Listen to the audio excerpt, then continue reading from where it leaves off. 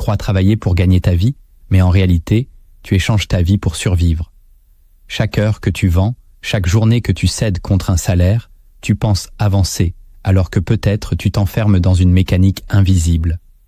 Le piège de l'employé ne réside pas dans le travail lui-même, mais dans la manière dont ton esprit a été programmé à croire que ton temps est ta seule monnaie d'échange.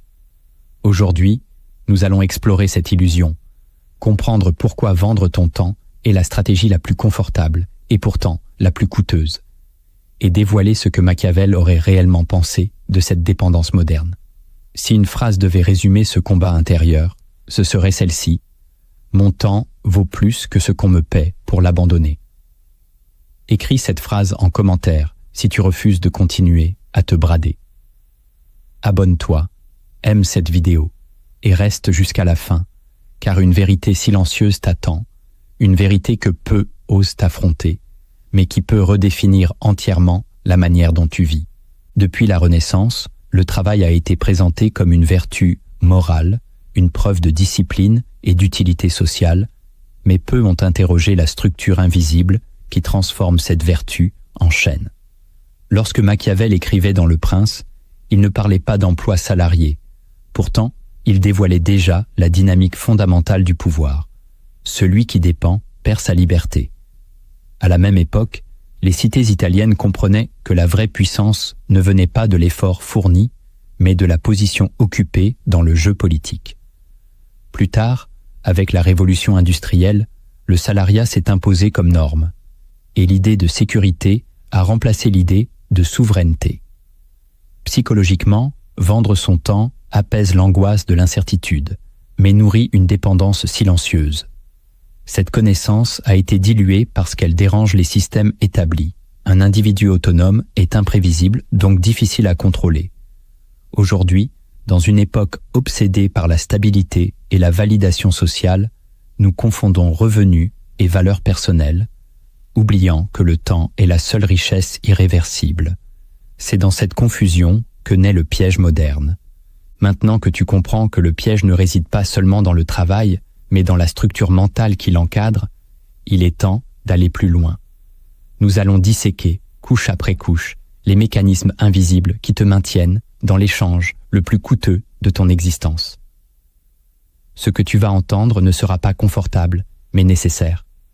Car comprendre le piège, c'est déjà commencer à en sortir. Le premier principe que tu dois affronter pour comprendre le piège de l'employé est la confusion entre sécurité et liberté, car on t'a appris à croire que la stabilité financière équivaut à la paix intérieure, que la prévisibilité d'un salaire mensuel vaut plus que l'incertitude d'un chemin autonome, alors qu'en réalité, cette sécurité reste conditionnelle, fragile, dépendante d'une décision extérieure, reposant sur la validation d'un supérieur, sur la santé d'une entreprise, sur un système économique que tu ne contrôles pas, et Machiavel aurait vu ici une faiblesse stratégique majeure, car dépendre d'une seule source revient à remettre ton destin entre les mains d'un autre, et psychologiquement, cette sécurité apaise ton anxiété immédiate, mais atrophie ton instinct de conquête, te poussant à préférer une cage confortable à un territoire risqué, car l'inconnu te terrifie plus que la limitation, et le véritable problème n'est pas de travailler pour quelqu'un, mais d'y lier ton identité, car lorsque ton sentiment de valeur dépend de ta fonction, tu deviens défensif, prudent, conforme, évitant les risques qui pourraient te libérer, choisissant inconsciemment la dépendance plutôt que la souveraineté stratégique, oubliant que la liberté implique responsabilité totale, incertitude et solitude décisionnelle. Et tant que tu privilégies la sécurité émotionnelle à la maîtrise de ton propre levier, tu confonds protection et stagnation, sans te demander si ta stabilité actuelle est un tremplin vers ton autonomie ou une anesthésie lente qui t'empêche d'explorer ta pleine capacité d'action. Le deuxième principe que tu dois comprendre est le conditionnement social précoce qui t'a appris à chercher une place au lieu de créer une position. Car dès l'enfance, on t'a demandé ce que tu voulais faire plus tard plutôt que ce que tu voulais bâtir. L'école t'a formé à répondre aux attentes, à suivre des instructions, à respecter des délais imposés, et tu as été récompensé pour ton obéissance, pour ta capacité à entrer dans un cadre préexistant, associant progressivement réussite à conformité. Tandis que Machiavel observait déjà que les hommes s'habituent aux structures qui les dominent lorsqu'elles leur offrent reconnaissance et stabilité, et tu as appris à valoriser le diplôme comme sésame d'intégration plutôt que comme outil de création, intégrant, sans le questionner, un script culturel qui privilégie la sécurité collective à l'audace individuelle, poursuivant un poste prestigieux ou un titre rassurant, sans te demander si tu joues ton propre jeu, percevant les opportunités à travers une lentille programmée qui te fait considérer la promotion comme raisonnable et la création comme risquée, alors que chaque promotion te maintient dans la même architecture conçue par d'autres. Et comprendre ce principe revient à reconnaître que ta peur de sortir du modèle n'est pas naturelle, mais inculquée, et que ce qui a été appris peut être déconstruit si tu acceptes d'examiner les fondations invisibles de tes choix. Le troisième principe que tu dois analyser est l'échange structurel entre temps et argent, ce contrat implicite qui plafonne ton expansion. Car lorsque tu vends ton temps, tu acceptes que ta valeur soit calculée en heures, alors que le temps est limité par définition. Et peu importe ton efficacité, ta journée comporte un nombre fini d'heures, si bien que tant que ton revenu dépend directement de ta présence, tu restes prisonnier d'une équation arithmétique, alors que Machiavel comprenait que le pouvoir réside dans la capacité à créer un effet disproportionné par rapport à l'effort fourni, dans le levier stratégique qui permet de produire plus d'impact que d'énergie investie, tandis que le modèle salarié classique fonctionne à l'inverse, exigeant davantage de temps pour davantage de revenus, renforçant psychologiquement l'idée que l'effort constant est la seule voie légitime vers la récompense, te poussant à glorifier l'épuisement comme preuve de valeur, alors que ceux qui bâtissent des systèmes cherchent à découpler leurs revenus de leur présence directe en investissant dans des actifs, des compétences rares, des structures autonomes. Et le véritable piège n'est pas le salaire mais l'absence de levier, car si tu consacres toute ton énergie à échanger des heures, tu n'en consacres aucune à construire quelque chose qui fonctionne sans toi, restant indispensable dans ton rôle quotidien, mais remplaçable dans la structure globale. Le quatrième principe que tu dois examiner est la perte de levier stratégique, cette différence fondamentale entre participer à un système et le concevoir. Car lorsque tu travailles à l'intérieur d'une organisation, tu contribues à la vision de quelqu'un d'autre, même si ton rôle est important, la direction globale ne t'appartient pas, et Machiavel insistait sur la nécessité de contrôler les conditions plutôt que de les subir. Le levier étant la capacité d'influencer le résultat sans être exposé proportionnellement au risque, alors que dans le modèle salarié, le risque est plafonné, mais le potentiel l'est aussi, tu échanges une part d'incertitude contre une limite implicite qui rend ton effort proportionnel à ta récompense, et psychologiquement, cela t'installe dans une zone définie où tu maîtrises ton périmètre sans développer la capacité à créer un cadre. Car créer un cadre exige vision, audace et responsabilité totale, impliquant d'assumer les erreurs sans pouvoir les attribuer à une hiérarchie, et beaucoup préfèrent l'efficacité dans un rôle existant à l'inconfort de l'initiative complète. Oubliant que sans levier structurel, tu perfectionnes ta compétence d'exécution, mais pas ton pouvoir d'influence, restant dépendant des décisions prises au-dessus de toi. Le cinquième principe que tu dois reconnaître est la dépendance émotionnelle au salaire fixe, cette relation silencieuse entre ton identité et la régularité de ton revenu. Car le salaire mensuel agit comme un ancrage psychologique structurant ton moi, apaisant tes inquiétudes et validant ton utilité, devenant peu à peu plus qu'une rémunération, une preuve d'existence sociale. Et Machiavel savait que le contrôle le plus efficace n'est pas celui qui contraint, mais celui qui rassure. Ainsi, lorsque ton revenu arrive à date fixe, tu développes une relation affective avec cette stabilité, organisant tes dépenses et tes projets autour de cette certitude, et le problème apparaît lorsque cette certitude devient indispensable à ton équilibre intérieur, car tu redoutes l'irrégularité, non parce qu'elle est impossible à gérer, mais parce qu'elle remet en question ton image de toi-même, te définissant parce que tu reçois chaque mois, réduisant ton audace et te poussant à préférer un flux constant mais limité à une expansion incertaine, associant risque à menace plutôt qu'à croissance, alors que toute souveraineté commence par la capacité à tolérer l'instabilité temporaire. Et tant que ton équilibre émotionnel dépend d'un versement externe, tu restes vulnérable à sa disparition. Le 6e principe que tu dois comprendre est la fragmentation de ton énergie créative, cette dispersion silencieuse de ta force mentale au service d'objectifs qui ne t'appartiennent pas, car chaque jour, tu investis tes meilleures heures dans la réalisation d'une vision conçue par d'autres, mobilisant ton intelligence, ta concentration et ton inventivité pour optimiser un système dont tu ne détiens ni la direction ni la finalité.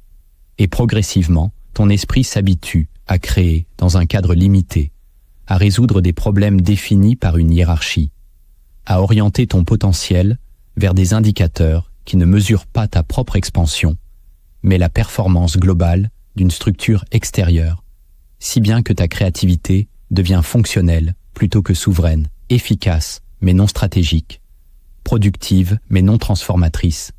Et Machiavel aurait observé que celui qui met son talent au service d'un prince sans développer son propre pouvoir finit par renforcer la position d'autrui plus que la sienne. Car l'énergie que tu consacres à bâtir un empire qui n'est pas le tien est une énergie que tu ne consacres pas à concevoir ta propre architecture d'influence. Et le piège ne réside pas dans la collaboration, mais dans l'absence d'équilibre, dans le fait que toute ta force est orientée vers l'extérieur, sans espace réservé à ton propre levier, et avec le temps, tu perds l'habitude de penser en termes de création autonome. Tu deviens expert en exécution, mais hésitant en initiative, performant dans un rôle, mais incertain hors cadre. Et cette fragmentation te maintient occupé, tout en t'éloignant lentement de ton potentiel stratégique. Le 7e principe que tu dois affronter est la dépendance à une source unique de subsistance. Car lorsque ton revenu provient d'un seul canal, tu acceptes implicitement que ta stabilité repose sur une décision que tu ne maîtrises pas. Et Machiavel rappelait que la première règle du pouvoir est de ne jamais dépendre d'une seule force, car toute dépendance crée une vulnérabilité exploitable. Et dans le modèle salarié classique, ton unique employeur devient le centre de gravité de ton équilibre financier, influençant tes choix, tes prises de position et parfois même tes convictions. Car tu hésites à contredire ce qui assure ta sécurité matérielle, tu tempères tes ambitions pour ne pas compromettre ta stabilité, et progressivement, tu adaptes ton discours et ton audace à la préservation de cette source unique, ce qui réduit ton champ d'action stratégique, alors que la véritable souveraineté commence lorsque tu développes plusieurs canaux de valeur, plusieurs compétences monétisables, plusieurs leviers d'influence, non par avidité, mais par indépendance. Car multiplier les sources n'est pas seulement une stratégie financière, c'est une posture psychologique qui transforme ta relation au risque, te permettant de négocier, de refuser, d'oser, sans que ton existence économique soit suspendue à une seule décision extérieure. Et tant que tu concentres toute ta sécurité dans un point unique, tu restes exposé à sa disparition. Alors que diversifier ta capacité de création est le premier pas vers une autonomie réelle.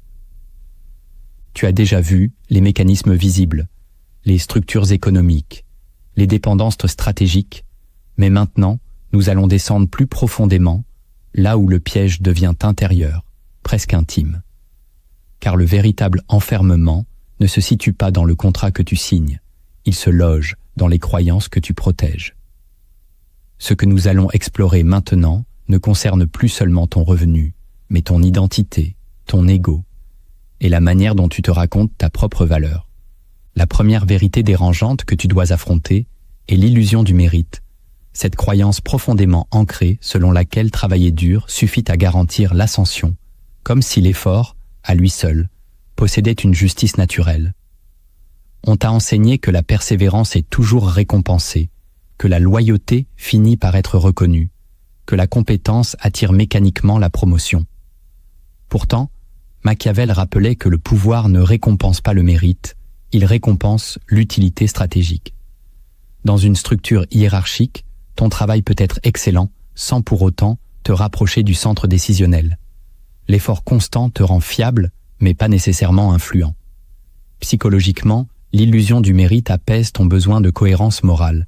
Si tu travailles plus, tu crois mériter plus. Cela te donne un sentiment de contrôle.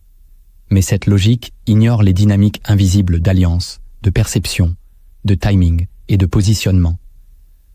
Tu peux te fatiguer pendant des années dans l'espoir d'une reconnaissance qui dépend de facteurs que tu ne maîtrises pas. Le piège est subtil. Plus tu investis d'énergie, plus tu te sens engagé, et plus il devient difficile d'admettre que le système ne fonctionne pas selon la logique que tu imaginais. Ainsi, tu redoubles d'efforts au lieu de questionner la structure. Comprendre cette vérité ne signifie pas abandonner l'effort, mais cesser de croire qu'il suffit. Le mérite sans stratégie produit de la fatigue, la stratégie sans naïveté produit de l'influence.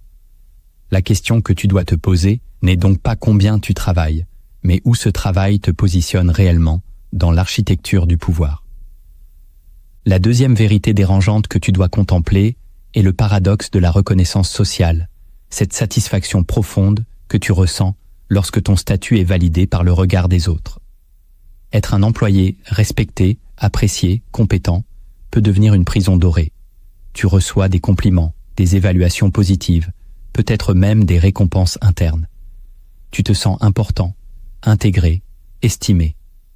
Machiavel comprenait que la reconnaissance est une monnaie émotionnelle puissante, capable d'attacher plus solidement qu'une contrainte matérielle. Lorsque ton identité se nourrit de l'approbation de la structure, tu hésites à la remettre en question. Quitter ou transformer ton positionnement ne signifie plus seulement perdre un revenu, mais perdre un rôle, une image, un miroir social. Psychologiquement, l'appartenance est un besoin fondamental. Être reconnu par un groupe renforce ton sentiment d'existence. Pourtant, cette reconnaissance peut devenir une ancre. Tu acceptes certaines limites parce qu'elles sont compensées par le prestige interne. Tu préfères être un rouage valorisé qu'un créateur incertain. Le paradoxe réside ici. Plus tu es reconnu dans la structure, plus il devient difficile de la dépasser. Tu risques de confondre visibilité locale et pouvoir réel. Être estimé dans un système ne signifie pas en contrôler les règles. La reconnaissance apaise ton ego, mais elle peut neutraliser ton ambition. Comprendre cette vérité, c'est distinguer l'estime reçue de la liberté détenue. Car la validation extérieure, aussi gratifiante soit-elle, ne remplace jamais la souveraineté intérieure. La troisième vérité dérangeante que tu dois examiner est le conflit entre ton désir profond et ta conformité quotidienne. Cette tension silencieuse entre ce que tu pressens vouloir devenir et ce que tu fais pour rester accepté. Peut-être qu'au fond de toi subsiste une ambition plus large, une vision personnelle, un projet qui ne rentre pas entièrement dans ton rôle actuel. Pourtant, tu ajustes tes aspirations à ce qui semble raisonnable. Machiavel observait que les hommes adaptent souvent leurs ambitions à la réalité qu'ils jugent possible, plutôt que d'élargir cette réalité par l'audace. La conformité offre un confort relationnel. Tu ne déranges pas, tu ne te marginalises pas, tu ne risques pas l'échec visible. Mais chaque compromis répété affaiblit progressivement ton élan intérieur. Psychologiquement, tu rationalises cette adaptation. Tu te dis que le moment n'est pas venu, que la prudence est sage, que la stabilité est prioritaire. Cependant, le désir non exprimé ne disparaît pas. Il se transforme en frustration diffuse. Tu peux ressentir une fatigue qui ne vient pas seulement du travail, mais du décalage entre ton potentiel et ton action. Ce conflit intérieur est rarement dramatique, il est progressif. Il s'installe comme une habitude de réduction. Comprendre cette vérité signifie reconnaître que la conformité constante a un coût invisible. Elle diminue ta capacité à te projeter au-delà du cadre imposé. La question essentielle devient alors, es-tu en train de vivre selon tes propres limites ou selon celles que tu as intégrées sans les questionner? La quatrième vérité dérangeante que tu dois affronter est le piège de l'ego productif, cette identité construite autour de la performance, de l'utilité et de l'efficacité. Tu te définis par ce que tu accomplis, par les résultats que tu livres, par la capacité à résoudre des problèmes. Être indispensable devient une source de fierté. Machiavel aurait reconnu dans cette dynamique une forme subtile de dépendance. Lorsque ton ego se nourrit de ton rôle, tu protèges ce rôle même s'il te limite. Plus tu es performant dans une fonction précise, plus tu renforces ton attachement à cette fonction. Psychologiquement, la productivité te donne un sentiment de valeur tangible. Tu peux mesurer ton impact, recevoir des retours, comparer tes résultats. Mais cette identité centrée sur l'exécution peut masquer une absence de vision stratégique. Tu es efficace dans le cadre existant, mais as-tu la liberté d'en redessiner les contours? L'ego productif préfère l'action immédiate à la réflexion disruptive. Il aime être occupé, sollicité, reconnu pour sa compétence. Pourtant, cette efficacité peut devenir un plafond.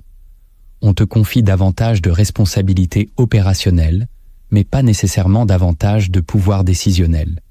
Tu deviens pilier, mais pas architecte. Comprendre cette vérité consiste à distinguer performance et positionnement. La performance améliore ton rôle, le positionnement transforme ton horizon. Tant que ton ego se satisfait d'être utile, il peut ignorer la question plus dérangeante. Es-tu en train de construire ton propre levier ou simplement d'optimiser celui des autres?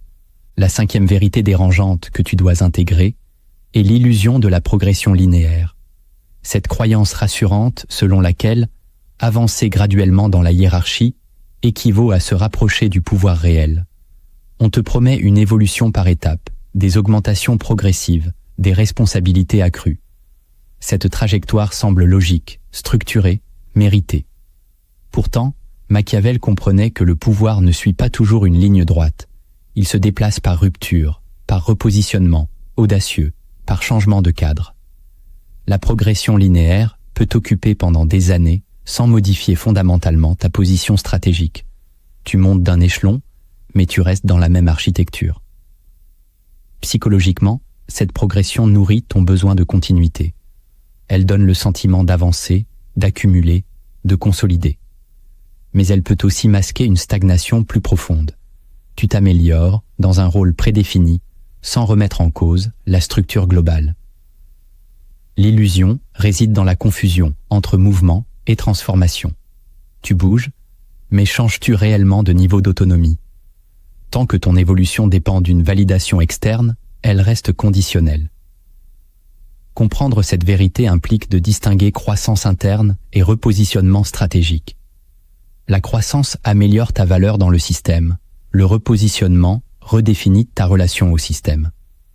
Et si tu ne questionnes jamais la trajectoire proposée, tu risques de confondre progression apparente et liberté réelle. La sixième vérité dérangeante que tu dois affronter est la peur du vide et de l'autonomie totale, ce vertige silencieux qui surgit lorsque tu imagines une existence sans structure imposée. Tant que tu es intégré dans un système, ton rôle est défini, tes tâches sont cadrées, tes objectifs sont assignés. Même si cette structure te limite, elle te protège d'une question plus exigeante. Que ferais-tu si tout dépendait entièrement de toi? Machiavel savait que la liberté véritable effraie davantage que la servitude confortable, car elle supprime les excuses. Lorsque tu es salarié, tu peux attribuer tes frustrations aux décisions d'un supérieur, aux contraintes d'un marché, aux règles d'une organisation. L'autonomie, elle, te place face à toi-même. Psychologiquement, cette perspective active une angoisse profonde. L'absence de cadre externe révèle ton propre niveau de discipline, de vision, de courage. Le vide dont tu as peur n'est pas économique, il est existentiel. Il te confronte à la responsabilité de créer ta propre direction. Beaucoup préfèrent une limitation claire à une liberté incertaine. Ils redoutent l'absence de feuille de route, l'instabilité temporaire, le regard critique de ceux qui restent dans la norme. Pourtant, tant que tu fuis ce vide, tu restes dépendant de structures qui décident pour toi. Comprendre cette vérité ne signifie pas agir impulsivement, mais accepter que la souveraineté exige une traversée du doute. Le vide n'est pas un gouffre, il est un espace de création. Et si tu ne supportes pas l'idée de marcher sans filet, c'est peut-être parce que tu n'as jamais appris à faire confiance à ta propre capacité de construire. La septième vérité dérangeante que tu dois intégrer est que vendre ton temps n'est pas seulement un modèle économique, c'est une posture mentale qui façonne ton rapport au pouvoir et à toi-même. Lorsque tu échanges tes heures contre une rémunération fixée par un autre, tu intériorises progressivement l'idée que ta valeur est définie par une autorité extérieure. Même si tu es compétent, même si tu es apprécié, le cadre dans lequel tu évolues fixe les limites de ton influence.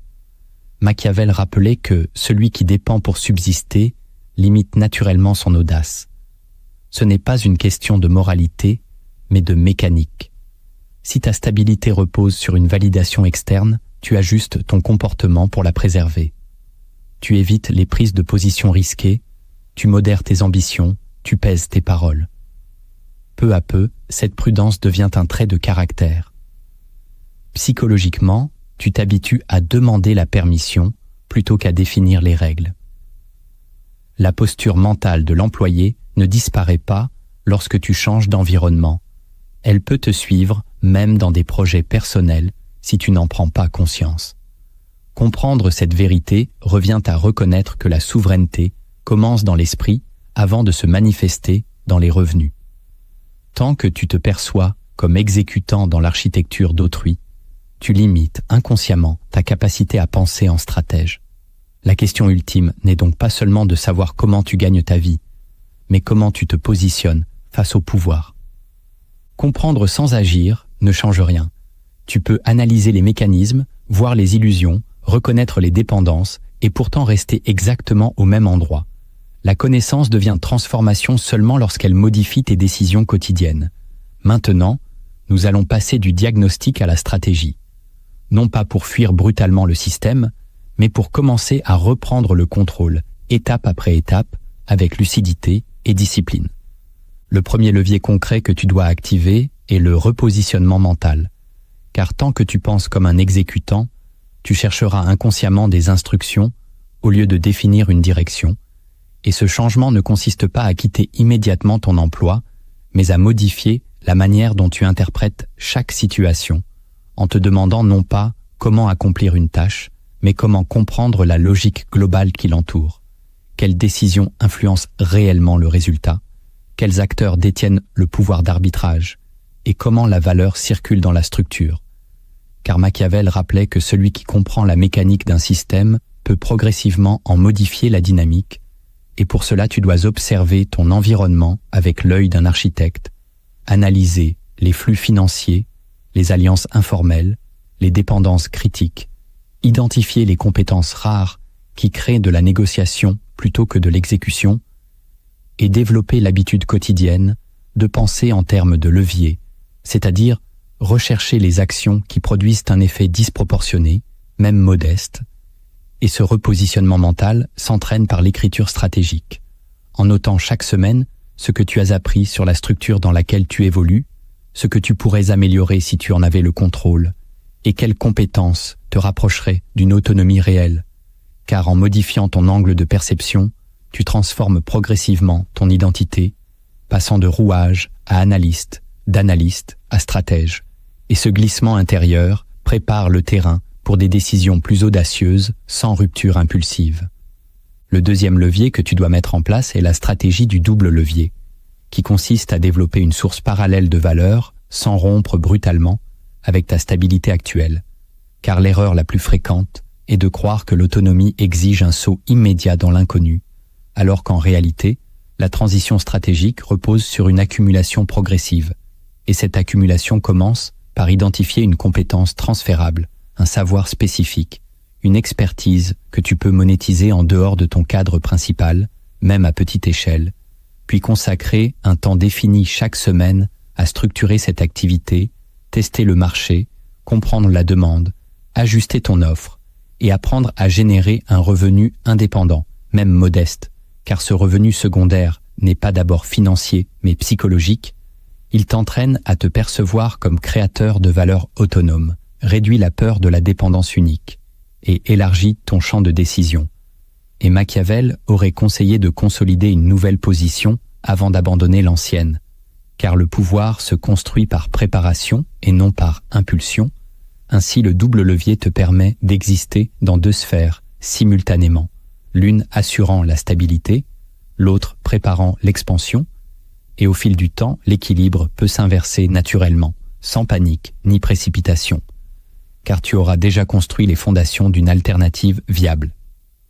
Le troisième levier que tu dois activer est la construction d'actifs, car tant que ton revenu dépend uniquement de ton effort direct, tu restes lié à la limite de ton temps, et un actif n'est pas seulement un bien financier, mais toute structure capable de générer de la valeur sans ta présence constante.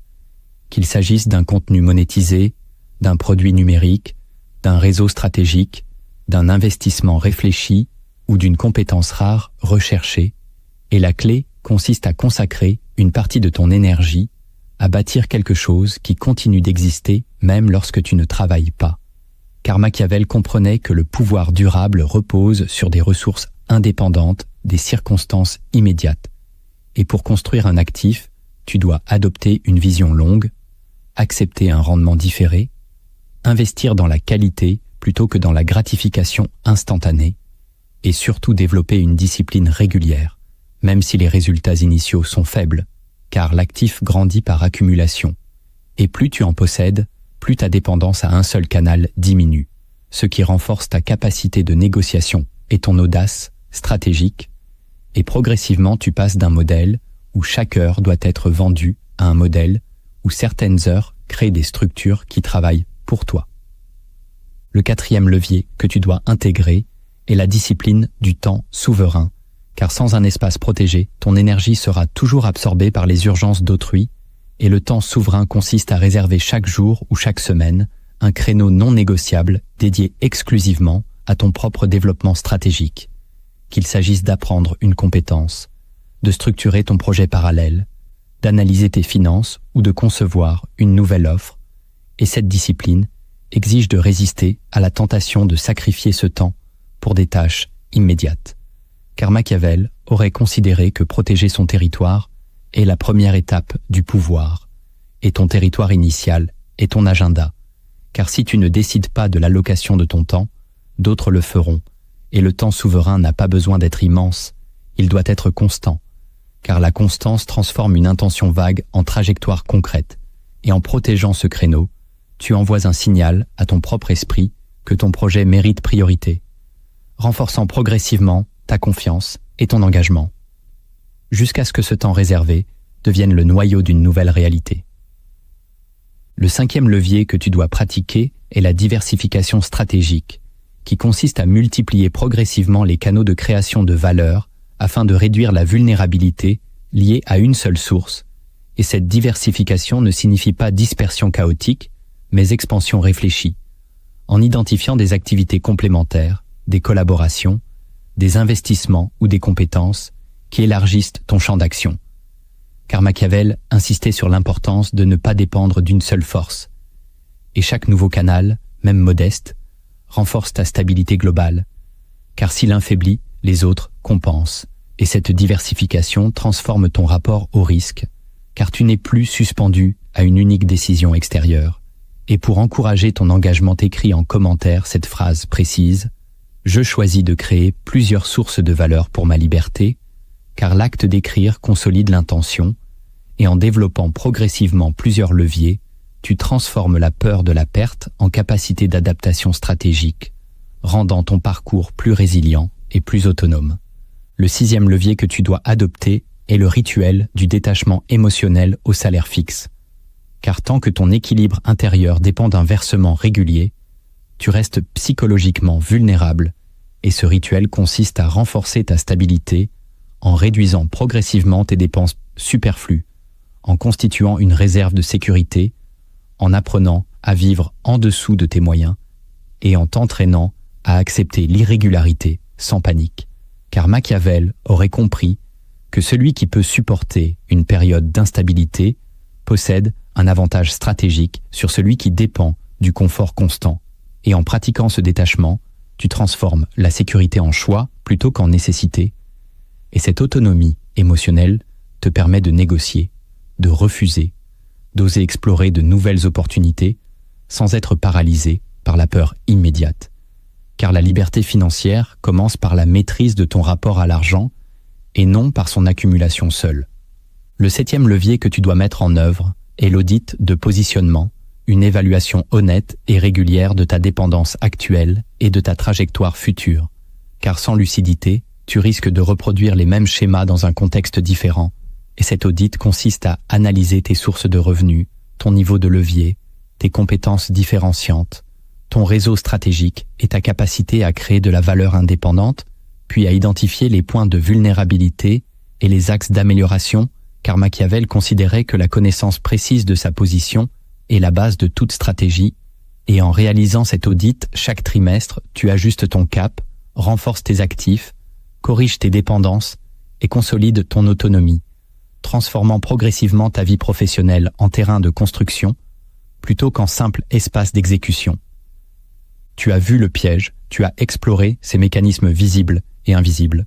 Tu as compris que vendre ton temps n'est pas seulement une transaction économique, mais une posture mentale qui façonne ton rapport au pouvoir, à la sécurité et à toi-même. Le véritable enjeu n'est pas de diaboliser le travail salarié, mais de refuser qu'il devienne ton unique horizon. Machiavel ne t'aurait pas demandé de fuir la structure, il t'aurait demandé de la comprendre, de l'utiliser, puis de la dépasser. La question essentielle n'est donc pas où tu travailles aujourd'hui, mais qui détient réellement le levier dans ta vie. Si ton revenu, ton identité et ton équilibre émotionnel dépendent d'une seule source, alors tu es stratégiquement vulnérable, même si tout semble stable en surface. Mais si tu commences à penser comme un architecte, à construire des actifs, à diversifier tes canaux, à protéger ton temps souverain, alors quelque chose change profondément en toi. Tu ne subis plus, tu prépares. Tu n'attends plus la validation, tu crées des options. Et les options sont la forme moderne du pouvoir. Peut-être que tu ne quitteras pas ton poste demain, et ce n'est pas nécessaire. Ce qui compte, c'est le basculement intérieur. Alors pose-toi cette question avec honnêteté. Es-tu en train de vendre ton temps ou es-tu en train de construire ta liberté? Si cette réflexion t'a éclairé, abonne-toi, partage cette vidéo et continue à explorer ces vérités que peu osent regarder en face.